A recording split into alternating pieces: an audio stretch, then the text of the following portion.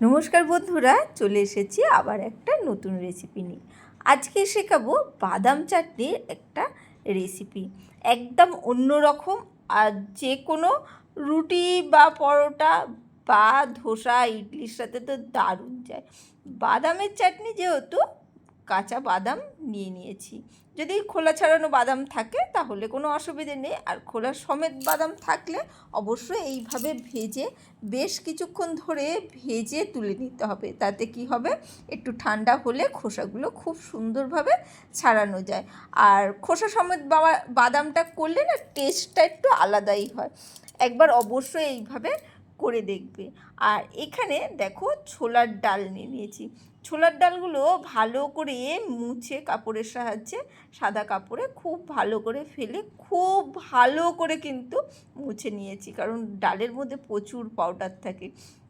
একটু স্পিড বাড়িয়েই দেখালাম ডাল আর বাদামটা ভাজা, কারণ ভাজতে তো মোটামুটি জানি, মানে একটু রং ধরলে এই বাদাম বা ছোলার ডালগুলো তুলে নিতে হয়। বাদামটা তুলে নিয়েছি আর ছোলার ডালটাও ভেজে রেখে দিয়েছি, আর বাদামটা ঠান্ডা হলে খোসাটা ছাড়িয়েও নিয়েছি।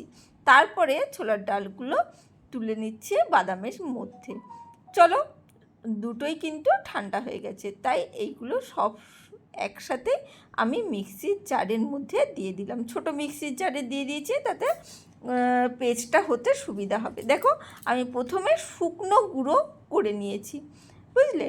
আগে শুকনোটা গুঁড়ো করে নিয়েছি, তার মধ্যে কিছুটা আদা দিয়ে দিয়েছি। আদাটা কুড়ে রেখেছিলাম, সেটা দিয়ে দিয়েছি, তাতে পেস্ট হতে খুব সুবিধা হয়। আর একটা কাঁচা লঙ্কা, একটু বেশ মোটামুটি ঝাল, সেই জন্যে একটা কাঁচা লঙ্কা আমি এখানে দিয়েছি। আর দিয়ে দিচ্ছি এর মধ্যে টক দই। টক দই দিয়ে এটাকে পেস্ট করে নেবো সুন্দর করে, একদম মানে জল, অল্প জলওয়ালা কিন্তু টক দই এটা, সেই জন্যে আমি এখানে কিছুটা জল দিয়ে দিচ্ছি, মানে আধ বাটি মতন জল এখানে দিয়েছি।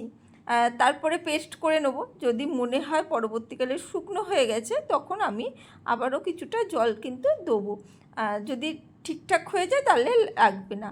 আর এখানে একটু লবণ দিয়ে দিয়েছি, আর দিয়ে দিচ্ছি শুকনো নারকেল গুঁড়ো। ঠিক আছে, তোমাদের যদি ফ্রেশ নারকেল থাকে কোনো অসুবিধে নেই, সেটাও ব্যবহার করতে পারো। আর যদি শুকনো নারকেল থাকে সেটাও ব্যবহার করবে। শুকনো নারকেল দিয়ে করলে কিছুদিন কিন্তু রাখা যায়।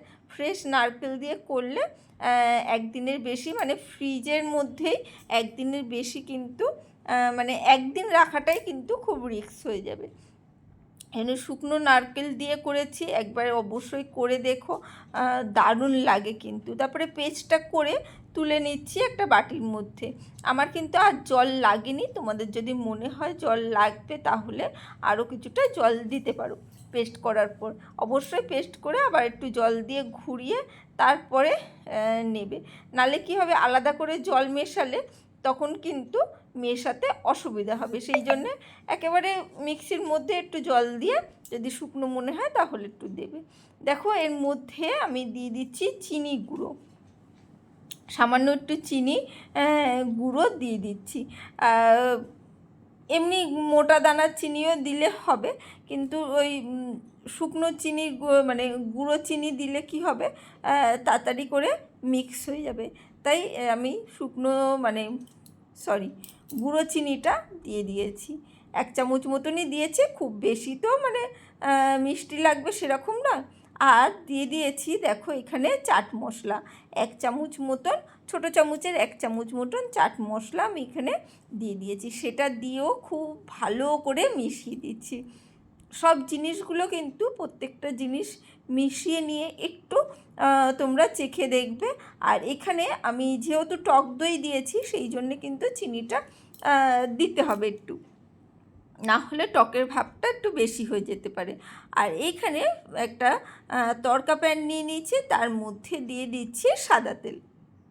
একটু সাদা তেল দিয়ে দিয়েছি, 1 চামচ মতন সাদা তেল এর মধ্যে দিয়েছি। এবারে তেলটা তো মানে তড়কা প্যানে গরম হতে বেশিক্ষণ লাগে না, তাই খুব তাড়াতাড়ি গরম হয়ে যায়। এর মধ্যে আমি দিয়ে দেবো, আগে কারি পাতাটা দিয়ে দিয়েছি। তাতে কি হচ্ছে, তাড়াতাড়ি করে মানে ছিটকিটা করে নেবে। এরপরে দিয়ে দিচ্ছি কালো সর্ষে, দিয়ে দেখো গ্যাসটা কিন্তু বন্ধ করে দিতে হবে। এরপরে গ্যাসটা বন্ধ করে, দেখতেই পেলে গ্যাস আমি কিন্তু বন্ধ করে দিয়েছি, তাও কিন্তু এরা ফাটাফুটি করছে। কিন্তু তার মধ্যে আমি একটু কাশ্মীরি লঙ্কার গুঁড়ো দিয়ে দিলাম। তোমরা শুকনো লঙ্কার গুঁড়োও দিতে পারো, কিন্তু আমি এখানে কাশ্মীরি লঙ্কার গুঁড়ো দিলাম। তাতে কি হবে, বেশ একটা সুন্দর রং আসবে, সেই জন্যে কাশ্মীরি লঙ্কার গুঁড়োটা দিয়ে গ্যাসটা বন্ধ করে দেবে। অবশ্যই গ্যাসটা বন্ধ করে কাশ্মীরি লঙ্কার গুঁড়োটা দেবে, দিয়ে ভালো করে মিশিয়ে দিচ্ছি।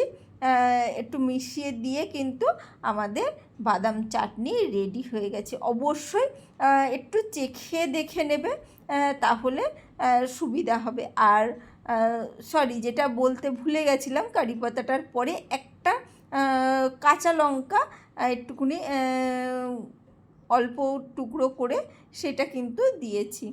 তোমরা শুকনো লঙ্কাও কিন্তু দিতে পারো, আমি এখানে কাঁচা লঙ্কা ভেজে দিলাম মানে কারি পাতার সাথে। সেটা বলতে আমি ভুলে গেছি, অবশ্যই তোমরা দেখেছো, খেয়াল করেছো, তাই এখন বলে দিলাম। ভালো করে মিশিয়ে নেবে, তারপরে একটু চেখে দেখে নেবে কেমন লবণ বা মিষ্টিটা আর লাগবে কি, তাহলেই কিন্তু হয়ে যাবে। চলো, আমার বাদামের চাটনি কিন্তু রেডি হয়ে গেছে। কেমন লাগলো সেটা অবশ্যই জানিও। আজকের জন্য বাই বাই।